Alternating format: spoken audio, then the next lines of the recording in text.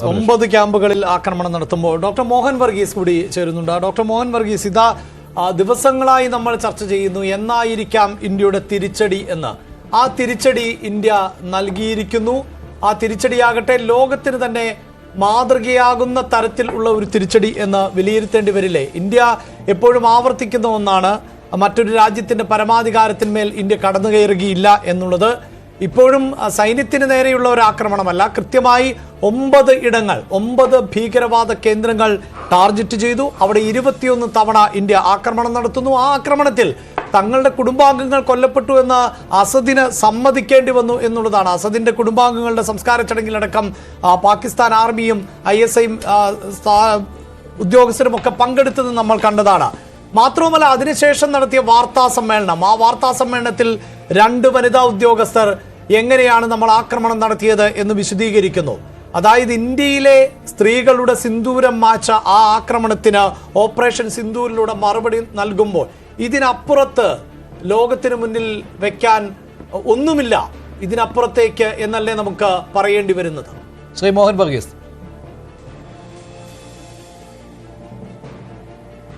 തീർച്ചയായും സിന്ദൂരം 26 സ്ത്രീകളുടെ സിന്ദൂരം മാഞ്ഞു എന്ന് പറയുമ്പോൾ ഒരു രാജ്യം അതിന് വലിയ ഗൗരവമാണ് കൊടുത്തത്.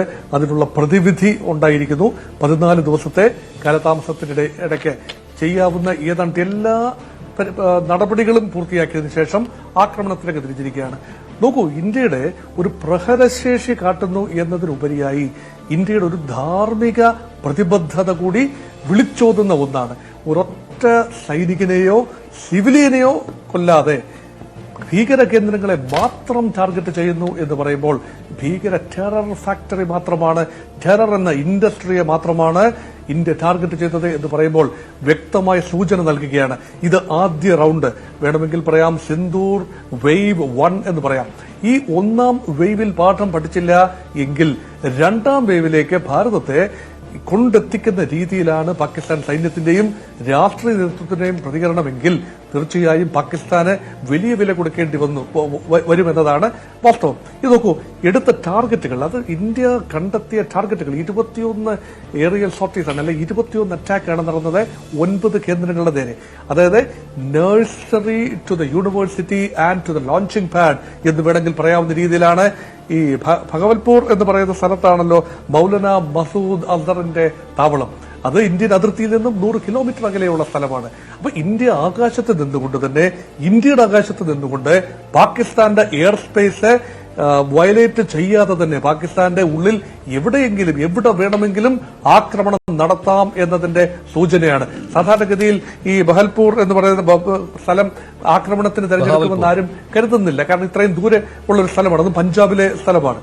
പക്ഷേ മസൂദ് അസറിന്റെ കുടുംബത്തിലെ 10 പേരെങ്കിലും കാലയവരിക്കുള്ളിൽ മറഞ്ഞു എന്ന് പറയുമ്പോൾ ഇനി ഇങ്ങനൊരു ജീവിതം എന്തിന് എന്ന് മസൂദ് അസർ തന്നെ പറയുമ്പോൾ യഥാർത്ഥത്തിൽ ഈ ഭീകരത എന്ന് പറയുന്നതിന്റെ തിക്തഫലം തിരിച്ച് അനുഭവിക്കുന്ന സുരഭിര നിമിഷങ്ങളാണ്. അതുകൊണ്ട് ഇന്ത്യ അവിടെ മറുപടി കൊടുത്തു. അത് ഒരു ബ്രീഡിംഗ് ഗ്രൗണ്ടാണ്, നഴ്സറിയാണ് എന്ന് പറയാമെങ്കിൽ അതിന് അടുത്ത സ്റ്റേജിലേക്ക് പോവുകയാണ് ലഷ്കർ ഇ തോയ്ബ. ഇപ്പം ജയ്ഷെ മുഹമ്മദിന്റെ കേന്ദ്രത്തിൽ നിന്നും ലഷ്കർ ഇ തോയ്ബയുടെ കേന്ദ്രത്തിലേക്ക് നീങ്ങുകയാണ്. ലഷ്കർ ഇ തോയ്ബയുടെ തലവൻ ഇന്ത്യ തേടിക്കൊണ്ടിരിക്കുന്ന മസൂദ് അസം, ഇന്ത്യ തേടിക്കൊണ്ടിരിക്കുന്ന ഏറ്റവും പ്രധാനപ്പെട്ട വ്യക്തിത്വങ്ങളെ ആണ് അവിടെ ടാർഗറ്റ് ചെയ്തിരിക്കുന്നത്. കാരണം അവിടുത്തെ ഒരു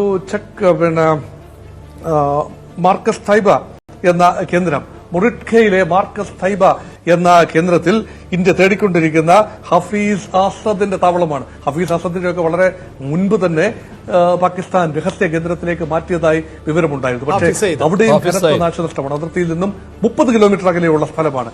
അപ്പൊ ഇത് ഹഫീസ് സയ്യിദ്. അപ്പൊ ഇവിടെ 2 പേര്, അതായത് ഇന്ത്യ തേടുന്ന ഏറ്റവും പ്രധാനപ്പെട്ട 2 ഭീകരരുടെ താവളങ്ങളിൽ, ഒന്ന് ജയ്ഷെ മുഹമ്മദ്, മറ്റേത് ലഷ്കർ ഇ തോയ്ബ താവളങ്ങളിൽ ആക്രമണം. അതുകൊണ്ട് ഒരുപക്ഷെ ലഷ്കർ ഇ തോയ്ബയുടെ ഒരു frontal organisation the resistance front ആയിരിക്കാം ആക്രമണം നടത്തിയത്.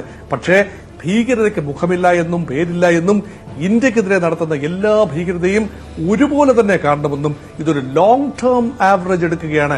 കഴിഞ്ഞ 30 വർഷത്തെ കണക്കുകൾ എണ്ണിപ്പറഞ്ഞുകൊണ്ട് ഇന്ത്യയുടെ ചുണക്കുട്ടികളായ വനിതാ മിലിറ്ററി ഓഫീസേഴ്സ് രാജ്യത്തിന് മുമ്പിൽ, ലോകത്തിന് മുമ്പിൽ കാര്യങ്ങൾ പറയുകയാണ്. കണക്ക് സഹിതം പാകിസ്ഥാൻ എവിടെ കണക്കെന്ന് ചോദിക്കുമ്പോൾ ഇതാ ലോകത്തിന് മുമ്പിൽ ഞങ്ങൾക്ക് കണക്കുണ്ട്. എണ്ണി എണ്ണി എണ്ണി പറയുകയാണ്. ഏതെല്ലാം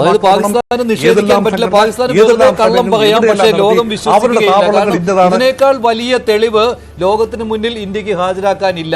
പാകിസ്ഥാൻ ഇനിയും തെളിവുകൾ ചോദിച്ചുകൊണ്ടേയിരിക്കും. അത് പാകിസ്ഥാന്റെ സ്വഭാവമാണ്. അതുകൊണ്ടാണ് പാകിസ്ഥാനെ തെമ്മാടി രാഷ്ട്രമെന്ന് വിശേഷിപ്പിക്കുന്നു. ശ്രീജിത്ത്